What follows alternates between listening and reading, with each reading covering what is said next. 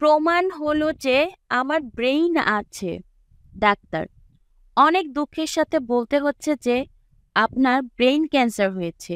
মদন: ও তাই? Yes. Doctor: আমি যা বলেছি আপনি বুঝেছেন তো? আপনার ব্রেইন ক্যান্সার হয়েছে। আমি এটাও বুঝতে পারছি আপনি আমার কথাগুলো হয়তো স্বাভাবিকভাবে নিতে পারছেন না, কিন্তু বাস্তবতা আপনাকে মেনে নিতেই হবে। আর হয়তোবা এই কথাটা আপনার কাছে খুবই অস্বাভাবিক লাগছে, কিন্তু এখন এই পরিস্থিতিতে এটাই স্বাভাবিক। অনেক কষ্ট হলেও এটা আপনাকে মেনে নিতে হবে। মদন: সেজন্যই তো খুশিতে লাফাচ্ছি। ডাক্তার: কি বলছেন এসব আপনি? এতটা খুশির সংবাদ নয় এটা।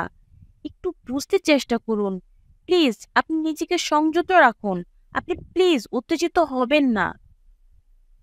মাথাটা খারাপ করবেন না প্লিজ। মদন: আরে না ডাক্তার, আমি উত্তেজিত হইনি, আমি ঠিক আছি। আর এই সংবাদটা শুনে আমি খুবই খুশি হয়েছি।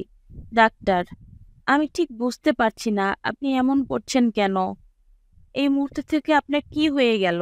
আমার এখন কি ট্রিটমেন্ট নেওয়া উচিত প্রথমেই?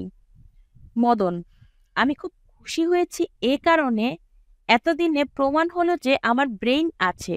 সবাই বলতো আমার নাকি ব্রেইনই নাই, আর আজকে সেটা প্রমাণ হয়ে গেল, সে কারণেই তো আমি খুব খুশি।